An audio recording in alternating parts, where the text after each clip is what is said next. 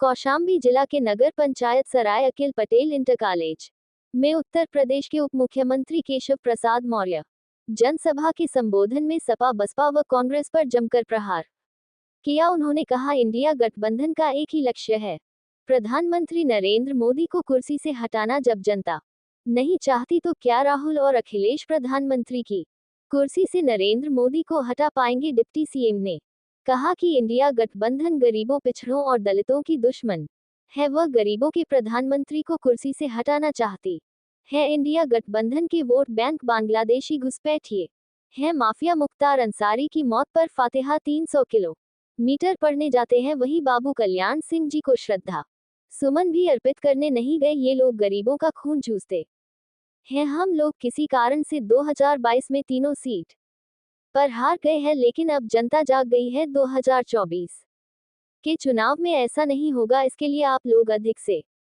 अधिक संख्या में मतदान करें। बीजेपी प्रत्याशी विनोद सोनकर को भारी मतों से विजय बनाए। डिप्टी सीएम ने कहा कि वह कहते हैं कि संविधान खतरे में है, जबकि सत्ता में रहते हुए इन्होंने ही संविधान को खतरे में डाल रखा था। श्री राम जन्मभूमि अयोध्या में रामलला की प्राण प्रतिष्ठा का भव्य समारोह हुआ। उसका निमंत्रण सपा व कांग्रेस के नेताओं को भी भेजा गया था, लेकिन वो उसमें शामिल नहीं हुए, जिन्होंने रामलला की प्राण प्रतिष्ठा का निमंत्रण ठुकराया है। अब उन्हें ठुकराने का वक्त आ गया है। सपा बसपा व कांग्रेस गरीबों, ओबीसी व दलितों के दुश्मन है, जबकि प्रधानमंत्री मोदी उनके हित के लिए काम कर रहे हैं। कोरोना काल से अभी तक गरीबों को राशन दिया जा रहा है। मोदी जी के तीसरी बार प्रधानमंत्री बनने पर गरीबों के लिए 3 करोड़ आवास बना कर गरीबों को दिया जाएगा। इसी दरमियान आम आदमी पार्टी से जीते नगर पंचायत सराय अकिल अध्यक्ष अनूप सिंह अपने सैकड़ों कार्यकर्ताओं के साथ आकर बीजेपी को ज्वाइन किया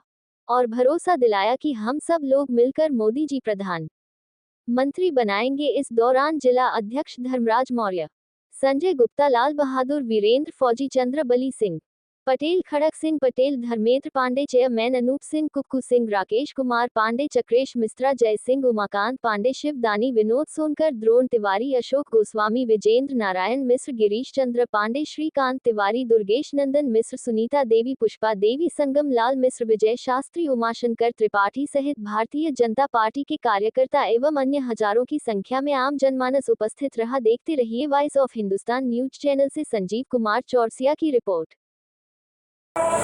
मोदी जी ने कहा, अगर तुम मुझे लूटे होते तो मैं माफ कर देता। तुमने मेरे देश को लूटा है, मेरे देश के गरीबों को लूटा है, और देश के गरीबों को लूटने वाले और देश को लूटने वालों को कभी माफ नहीं किया जा सकता। आज मोदी जी के पीछे ये सारे विरोधी इसलिए पड़े हैं क्योंकि इनको लगता है कि अगर मोदी जी तीसरी बार सरकार में आ गए, ये सारे भ्रष्टाचारी जेल के सीटों के पीछे होंगे। अगर मोदी जी तीसरी बार सरकार में आ गए तो गरीब आदमी अमीर होगा, जो विकासशील भारत है वो विकसित भारत होगा। जो इनका एजेंडा है कि अगर ये सत्ता में आ जाए, जब इन कांग्रेस की अगुवाई ने सपा बसपा के समर्थन से सरकार की, मेरे पत्रकार भी इसको जानते होंगे, इनकी सरकार ने कहा था देश के खजाने पर पहला हक मुसलमानों का है, और मेरे मोदी जी क्या कहते हैं कि देश के खजाने पर पहला हक गरीबों का है। वो तुष्टीकरण की राजनीति करते हैं। हम सबका साथ, सबका विकास और साथ संतुष्टीकरण की राजनीति करते हैं। हम किसी योजना में भेदभाव करते हैं क्या?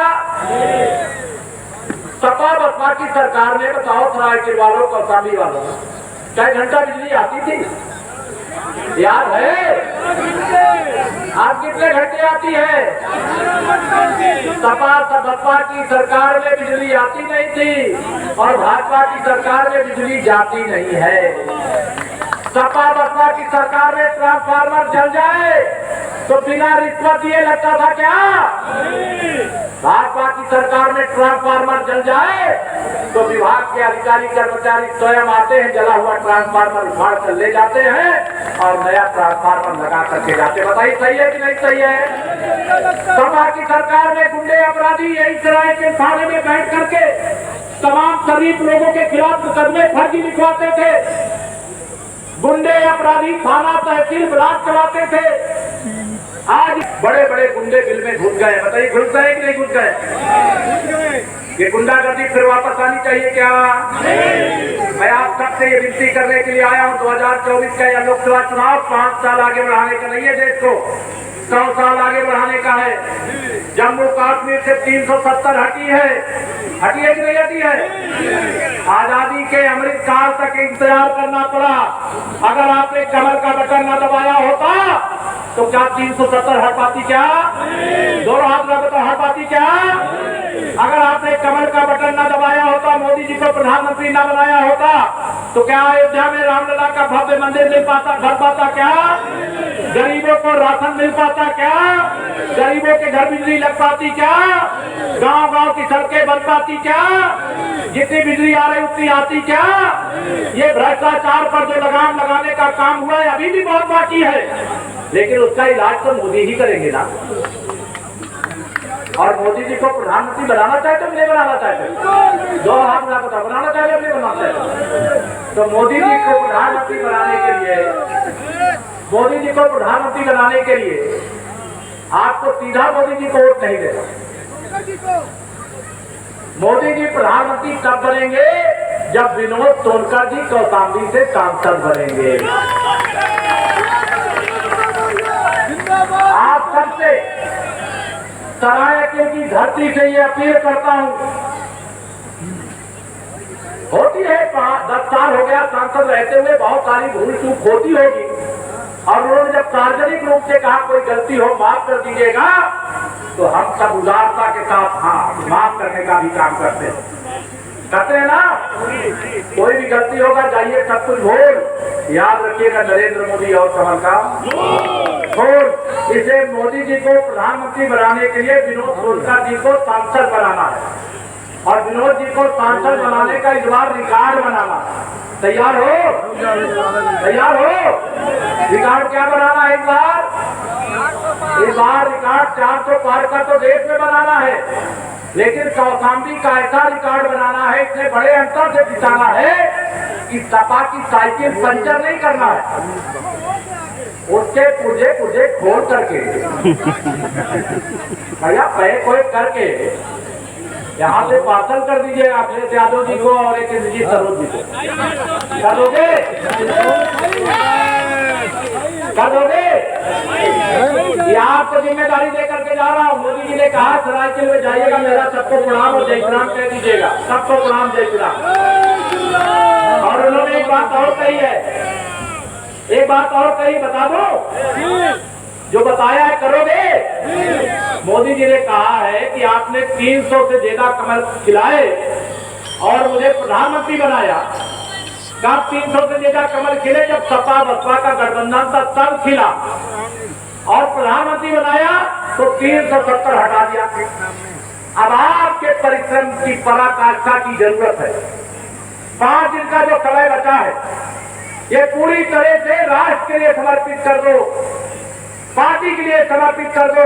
हम जिस पार्टी के कार्यकर्ता हैं उसमें पहले देश, फिर दल, फिर व्यक्ति होता है। आप सबको मोदी जी ने कहा है कि मेरे कार्यकर्ताओं से, मेरी माताओं बहनों से, मेरे बड़े बुजुर्गों से हाथ जोड़ करके अपील कर दीजिएगा, मैंने 370 हटा दिया और सारे कार्यकर्ता अपने अपने बूथ पर 2019 में जितना वोट मिला था उसमें 370 वोट बढ़ा दें। बढ़ा सकते हो? जो लोग बढ़ा सकते हाथ बताओ, इधर वाले बढ़ा सकते क्या? 370 वोट हर बूथ पर जितना 19 में मिला उसमें बढ़ाना है। समझ गए ना मेरी बात? और मैं विश्वास के साथ कह सकता हूँ फिर सपा बसपा कांग्रेस आईसीयू से कभी बाहर नहीं निकलेगी। मोदी जी सदा के लिए इस प्रकार की समस्याओं का समाधान कर देंगे। हमारा संकल्प विकसित भारत है, हमारा संकल्प पाकिस्तान के कब्जे वाले कश्मीर पर तिरंगा फहराना है, हमारा संकल्प सामान्य नागरिक संहिता लाना है, हमारा संकल्प गरीब का हक जो अब तक छीना गया है उसको वो हक उसे दिलाना है, हमारा संकल्प नौजवानों के लिए ग्लोबल हब यानी यहाँ पे मैन्युफैक्चरिंग का ग्लोबल हब भारत बने, भारत में उत्तर प्रदेश बने, उत्तर प्रदेश में कौशाम्बी बने कि नहीं बने? उसके लिए मुझे आपका साथ चाहिए। और मोदी जी को आप सबसे ही अपील करूंगा कि घर घर में खुशहाली पहुंचे, बस इतना फर्ज निभा देना, बाकी सब मोदी कर देंगे। तुम कमल का बटन विकास के लिए लक्ष्मी जी की जरूरत होती है। लक्ष्मी जी हाथी में बैठ के आती है कि साइकिल में बैठ के?